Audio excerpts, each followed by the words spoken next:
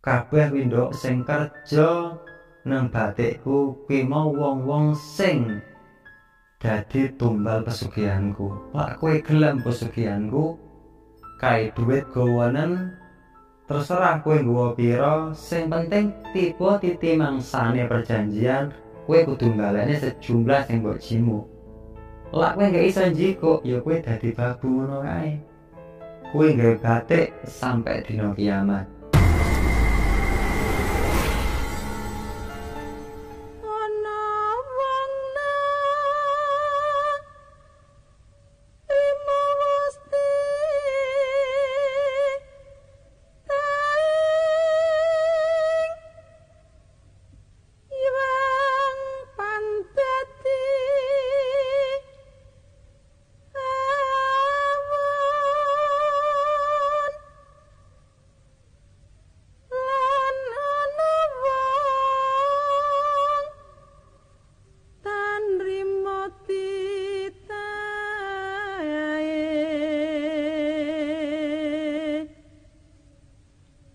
Bismillahirrahmanirrahim. Assalamualaikum warahmatullahi wabarakatuh. Malam ini OMG kembali berbagi kisah misteri. Kali ini satu kisah pengalaman mistis dari Mbak Ani, sobat OMG dari Martapura, Sumatera Selatan. Mbak Ani ini pernah melakukan perjalanan spiritual, bertemu langsung dengan penguasa Laut Selatan. Kejadian ini terjadi 30 tahun silam. Kala itu Mbak Ani ini tengah mengalami kenyataan pahit dalam sejarah hidupnya. Mbak Ani bercerai dengan suaminya. Dan ini adalah kali pertama Mbak Ani hidup berumah tangga, yang awalnya ingin hidup bahagia, membina rumah tangga yang samawa. Namun ada satu permasalahan yang membuat rumah tangga Mbak Ani ini kandas di tengah jalan. Dan saat itu Mbak Ani ini sudah dikaruniai seorang anak yang baru berusia 6 bulan. Hal inilah yang membuat Mbak Ani ini stres. Bukan hanya menjadi single parent untuk anaknya, tetapi status janda yang kala itu di desa Mbak Ani masih sangat tabu, menjadi bahan pergunjingan para tetangga. Sempat timbul dalam benak Mbak Ani ini untuk merantau, bukan hanya untuk mencukupi kebutuhan hidupnya, tetapi untuk melupakan masalahnya. Dan suatu hari ada info dari sahabat Mbak Ani ini tentang lowongan pekerjaan dari salah satu biro penyalur tenaga kerja wanita yang mencari tenaga kerja wanita dengan biaya yang murah dan persyaratan yang cukup mudah. Hal ini membuat Mbak Ani ini sangat berminat untuk mendaftar menjadi calon tenaga kerja wanita luar negeri. Meskipun ada keraguan dalam benak Mbak Ani, Mbak, biayanya kok murah tenan ya? Kayak persyaratannya kok gampang, engko kayak enek nggak beresin nunggu ini. Tapi karena desaan kebutuhan, karena teman-teman bisa paham lah dengan status janda, menghidupi anaknya, dan dengan begitu banyak masalah, akhirnya Mbak Ani pun bertekad untuk mendaftar ke Martapura di salah satu biro penyalur tenaga kerja wanita luar negeri. Yang alhasil alhamdulillah beberapa minggu kemudian Mbak Ani ini mendapat surat panggilan untuk ke Jakarta menjalani training atau bimbingan kerja. Singkat waktu berangkatlah Mbak Ani ini ke Jakarta bersama 8 orang calon tenaga kerja wanita, mengendarai sebuah mobil travel dari perusahaan tersebut. Dan di perjalanan inilah Mbak Ani ini bertemu dan berkenalan dengan Mbak Wulan, calon tenaga kerja wanita yang berasal dari Palembang, Sumatera Selatan, yang menjadi teman ngobrol satu bangku Mbak Ani ini selama perjalanan. Singkat waktu, sampailah Mbak Ani ini di Jakarta.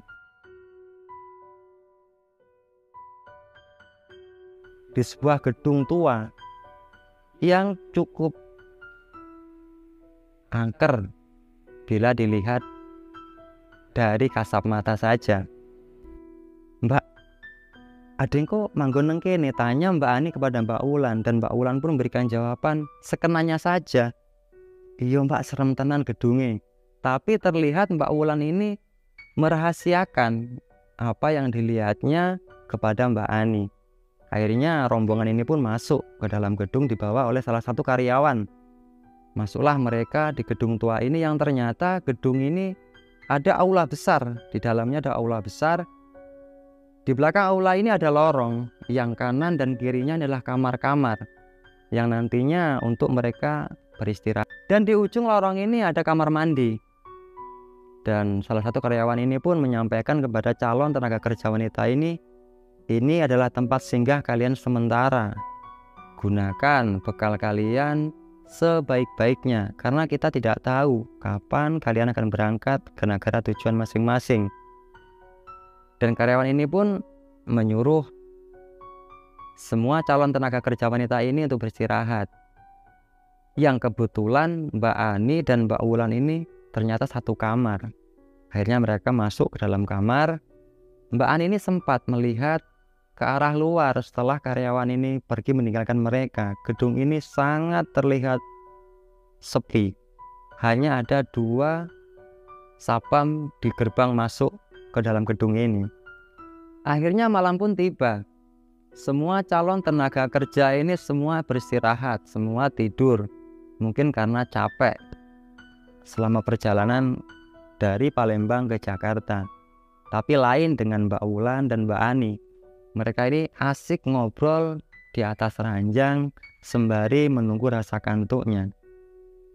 Entah dari mana cerita ini berawal, Mbak Wulan ini mengaku kepada Mbak Ani kalau Mbak Wulan ini bisa melihat dan berinteraksi dengan makhluk astral.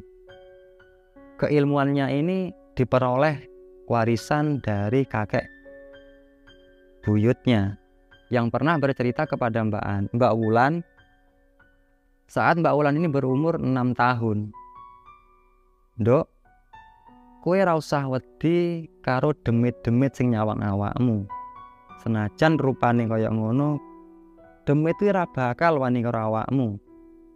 Sebab awakmu iki duwe khodam pendamping teko Laut Kidul." Jelas eyang kakung Mbak Wulan menceritakan bahwasanya Mbak Wulan ini memang ada khodam pendamping dari Laut Selatan. Dan Mbak Wulan ini pun menceritakan atau memberitahu kepada Mbak Ani untuk berhati-hati di dalam gedung ini, karena ada sosok anak kecil yang cukup usil, kata Mbak Wulan kepada Mbak Ani. Tetapi Mbak Ani ini hanya mengiyakan saja, karena memang Mbak Ani ini tidak memikirkan hal tersebut, karena ia sudah penat dengan semua masalah hidupnya. Jadi dia tidak sempat untuk berpikir ke arah yang seperti itu. Waktu pun berjalan.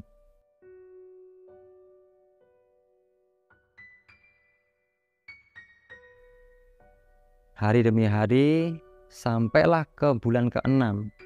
Mereka ini belum juga diberangkatkan ke negara tujuan mereka. Dan gak terasa waktu pun sudah 6 bulan mereka ini berada di karantina tersebut. Mbak Wulan ini semakin sering melamun karena sudah lama kok belum diberangkatkan ke negara yang mereka tuju. Dan kejadian yang cukup mengagetkan pun terjadi. Saat itu Mbak Ani terjatuh dari kamar mandi. Waktu itu sore hari, dan Mbak Ani ini pun langsung kesurupan. Tentunya hal ini membuat teman-teman Mbak Ani ini panik. Mereka menolong Mbak Ani ini sebisanya. Dipapahlah Mbak Ani ini ke dalam kamar. Ada yang memberikan minyak angin, air putih. Yang jelas saat itu semua teman Mbak Ani ini sangat panik, kecuali Mbak Wulan. Mbak Wulan ini sangat santai menyikapi keadaan Mbak Ani yang kesurupan. Yang tentunya dalam benak kita bisa membayangkan orang yang kesurupan ini pasti mengerang, meraung. Tapi Mbak Wulan ini sangat santai. Dia datang menghampiri Mbak Ani.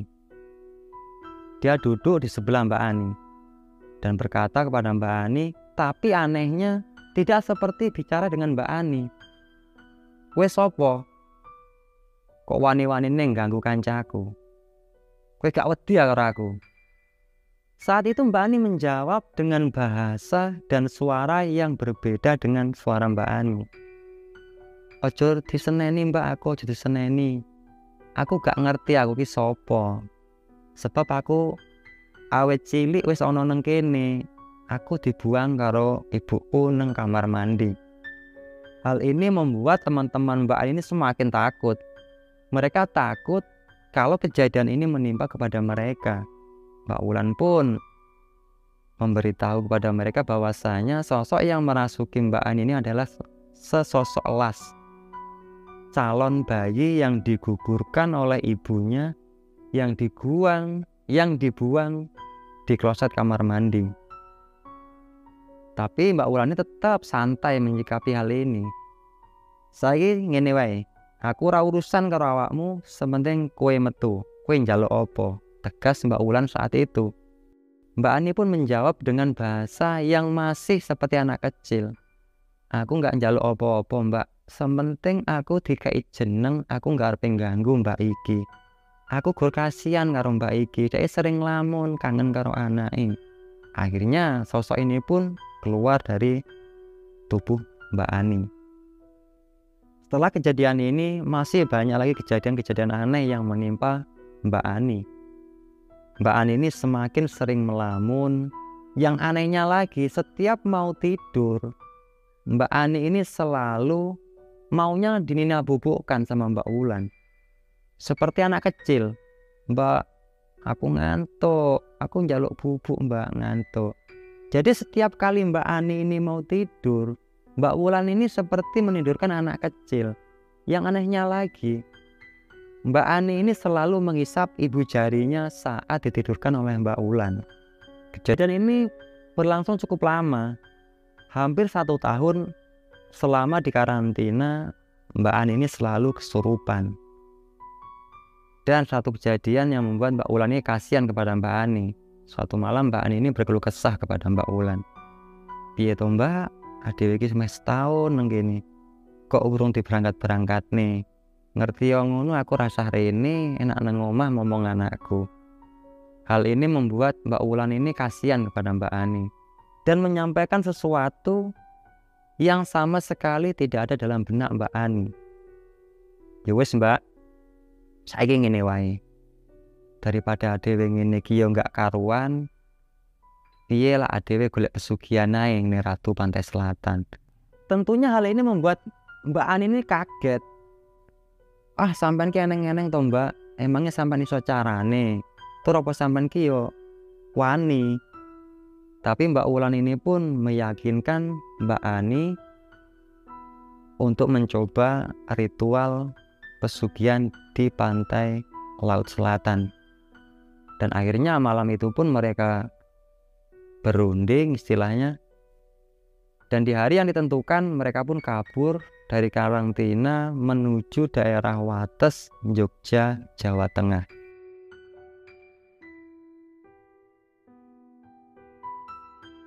Di daerah Wates, Jogja, Jawa Tengah ini mereka menemui salah satu kerabat dari Mbak Ani yang kebetulan memang rumahnya tidak jauh dari pantai Parangtritis. Di sanalah mereka beristirahat beberapa hari sembari mencari informasi seorang kuncen yang bisa membantu niat mereka.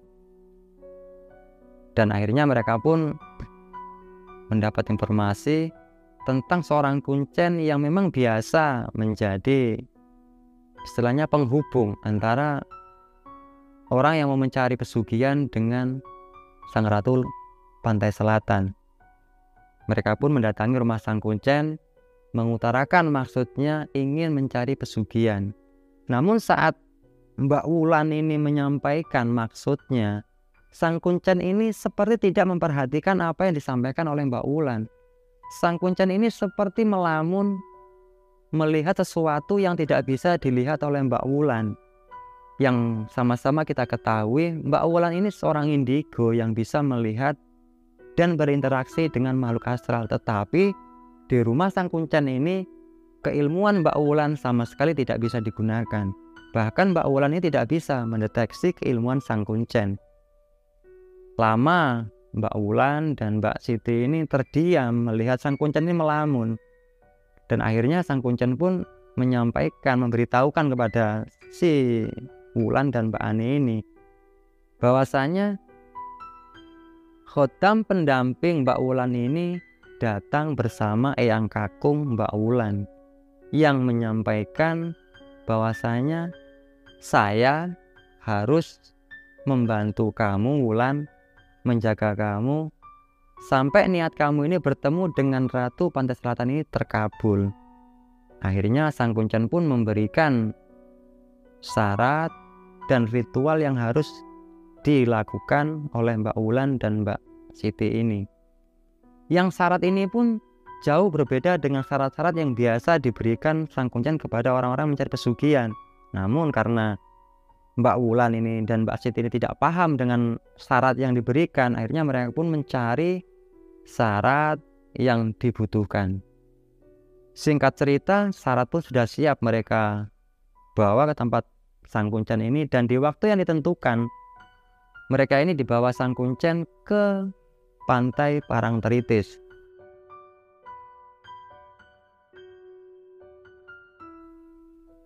Di sana mereka diwecang oleh Sang Kuncen, mereka harus berpuasa 7 hari. Dan di hari ke-7 mereka ini harus semedi atau pati geni. Tidak boleh tidur sampai pagi hari. Di tempat Pantai Parangtritis ini ternyata ada sebuah tempat yang memang sering digunakan untuk para pencari pesugihan. Seperti gua tapi tidak besar. Di dalamnya begitu banyak sesaji yang mungkin sering digunakan untuk para pencari pesugihan. Hari pertama sampai hari ke-6 ritual Mbak Siti dan Mbak Wulan ini berjalan lancar.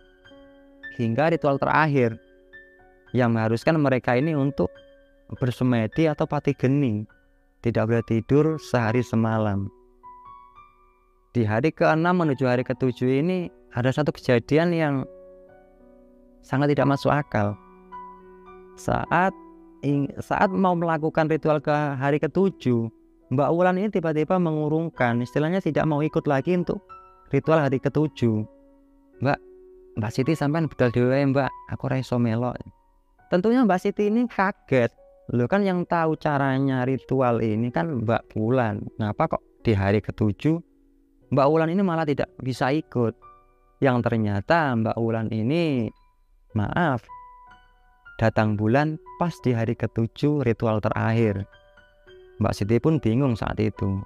Mbak, aku gak wani lho Mbak, dewean. Wis to Mbak, aku tak kancani. Sementing sampean tutuk nih lakone sampean, hasil nggak hasil sementing sampean tutuk nih. Karena dukungan dari Mbak Wulan ini, akhirnya Mbak Siti pun menguatkan tekadnya untuk menyelesaikan ritual terakhir. Di hari ke-7 setelah maghrib, Mbak Siti ini pun mulai ritual semedi. Seperti hari-hari biasa, tidak ada keanehan yang dirasakan oleh Mbak Siti. Barulah di atas jam 12 malam, Mbak Siti ini mulai merasakan keanehan. Yang awalnya udara Pantai Parangtritis ini sangat dingin, tiba-tiba tidak terasa sama sekali, seperti ruang hampa. Tidak terdengar suara ombak, tidak terdengar suara binatang malam, bahkan napas Mbak Siti ini pun tidak terdengar oleh telinga Mbak Siti sendiri. Dan di malam inilah Mbak Siti ini baru percaya kepada Mbak Wulan tentang makhluk-makhluk astral. Di malam ini, di malam ke-7 ini, Mbak Siti baru bisa melihat penampakan makhluk-makhluk tak kasat mata. Yang menurut cerita Mbak Siti kepada OMG, gambaran-gambaran makhluk astral yang sering dilihatnya di cerita, di TV, di buku ini lebih seram lagi. Sesosok kuntilanak yang matanya ini hampir terlepas, dengan kulit muka yang hampir gosong. selalu mengitari tempatnya bersemedi, seakan-akan ingin menggagalkan ritual terakhir dari Mbak Siti. Tetapi karena tekad Mbak Siti ini sangat kuat, akhirnya Mbak Siti pun bisa melalui godaan tersebut. Hingga suatu titik Mbak Siti ini mendengar suara gemuruh air.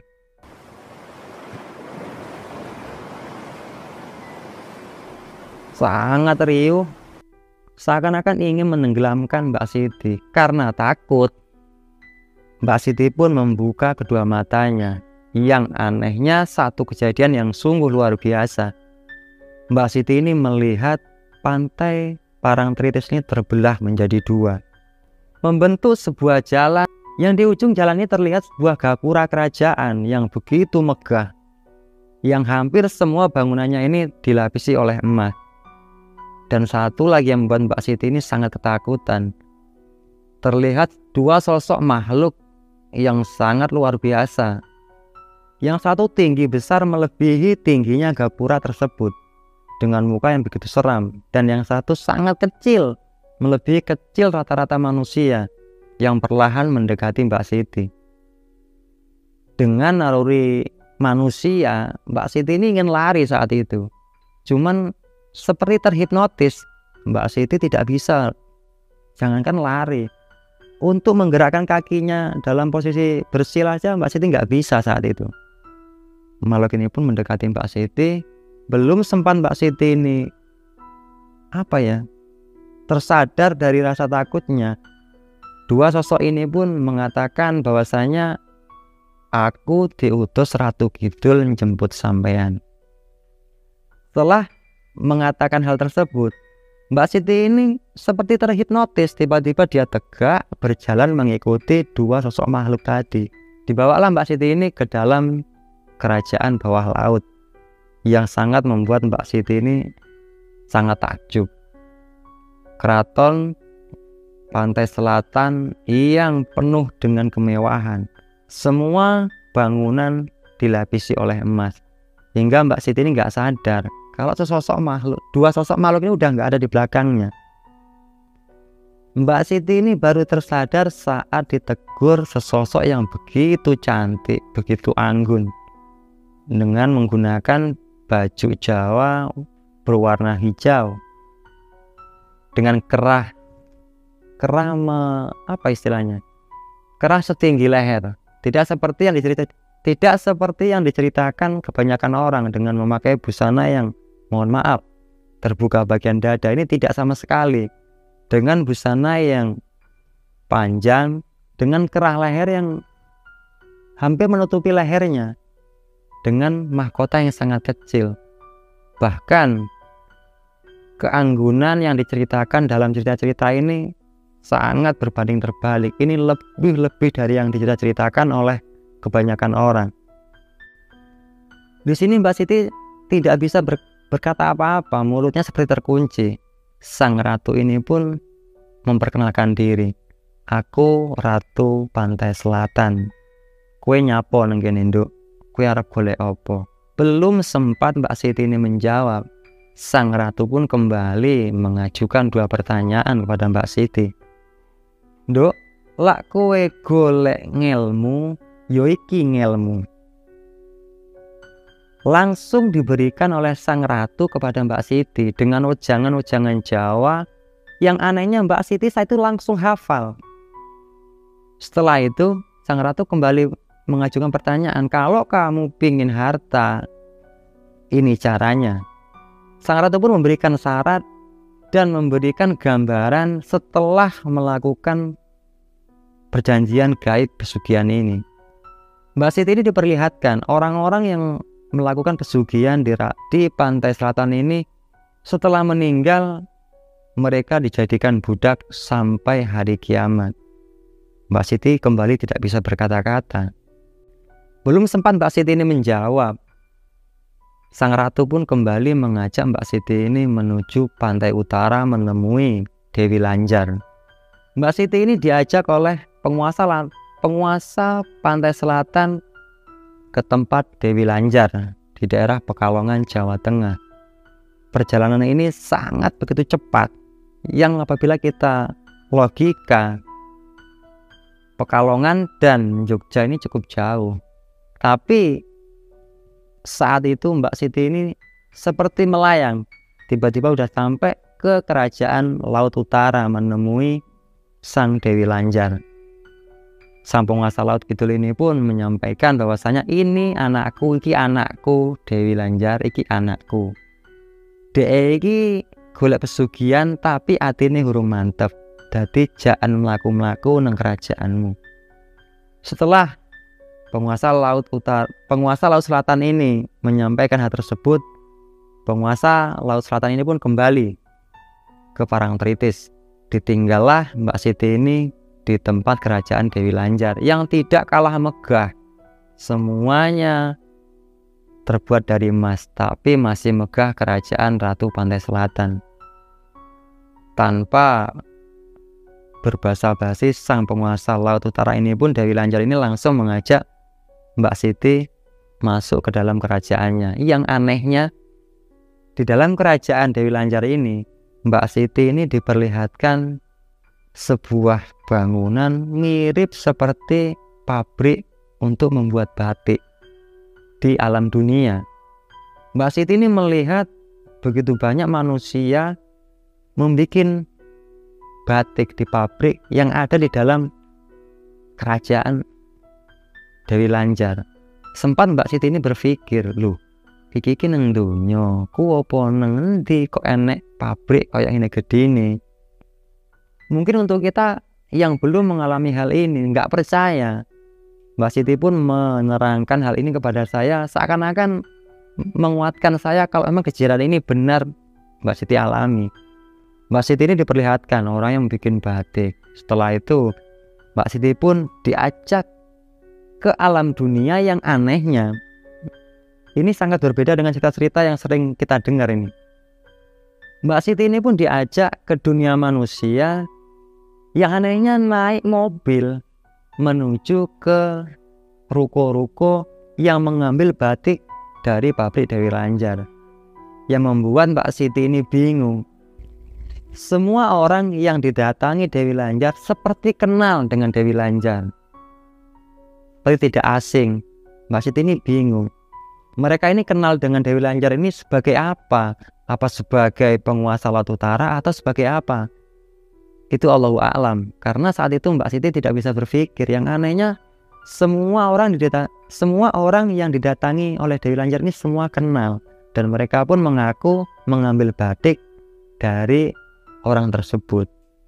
Akhirnya Mbak Siti pun kembali dibawa pulang ke Keraton Laut Utara.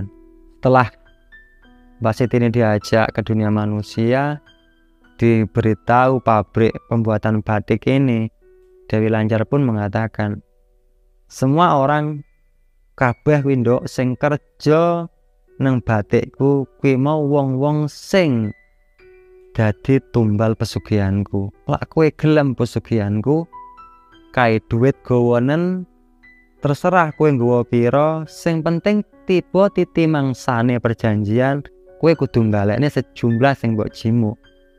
Lak kowe gak iso njiko, ya kowe dadi babu ngono kae. Kowe nggawe batik sampai dina kiamat. Akhirnya Mbak Siti ini pun, kula mboten sios lah. Kula mboten sios mendhet pesugihan. Tenan kowe ra sida, kula mboten sios. Akhirnya Mbak Siti ini pun diantarkan kembali ke Keraton Pantai Selatan, bertemu dengan Sang Ratu. Piye nduk, sida golek pesugihan apa ora? Yang awalnya Mbak Siti ini tidak bisa berbicara, tapi setelah diajak ke dunia manusia dan kembali lagi ke bawah laut, Mbak Siti ini udah bisa bicara.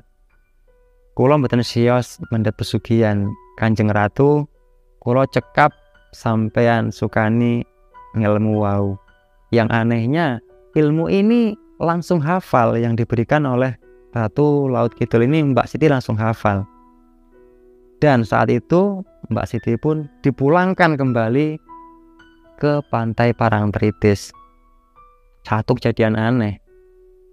Saat Mbak Siti ini kembali ke Pantai Parangtritis, posisi Mbak Siti ini masih sama seperti awal dia mau masuk ke keraton Pantai Selatan, tetap duduk bersila. Akhirnya setelah kejadian ini Mbak Siti pun dipulangkan ke dunia manusia. Yang anehnya, saat Mbak Siti ini sadar, Mbak Siti ini sudah dikerumuni, maksudnya saat Mbak Siti ini sadar, Mbak Wulan dan Sang Kuncen ini sudah mengerumuni tubuh Mbak Siti. Mbak Siti bangun, "Loh Mbak, nyapo aku kok sampean koyok wedi ngene iki? Aku kan gur sedilut mau." Rupanya Mbak Wulan ini menerangkan kepada Mbak Siti bahwasanya Mbak Siti ini bukan hanya sebentar. Ternyata Mbak Siti ini sudah pingsan selama 7 hari 7 malam. Satu pelajaran yang bisa kita petik dari kisah ini, sehari di dunia bangsa gaib bisa 7 hari di dunia kita, bisa 7 tahun di dunia kita, karena kita tidak tahu. Makhluk astral ini tidak mengenal ruang dan waktu. Setelah kejadian ini, Mbak Siti pun pulang. Sang Kuncen hanya bisa tersenyum. "Wis nduk, kuwe ora oleh golek pesugihan. Sing mbok olehi teko Kanjeng Ratu ya kuwilah bagianmu." Pulanglah Mbak Siti ini. Sampai cerita ini dibagikan kepada OMG, Mbak Siti ini masih bisa menghafal setiap lapalan Jawa yang diberikan oleh Sang Ratu Laut Kidul. Dan sampai saat ini Mbak Siti pun bisa menggunakan ilmunya. Dan satu keanehan, sosok gaib kelas yang pernah merasuki jasad Mbak Siti sekarang menjadi khodam pendamping dari Mbak Siti yang bisa dimintai bantuan oleh Mbak Siti. Karena setelah kejadian ini Mbak Siti ini bisa membantu mengobati orang-orang yang kesurupan.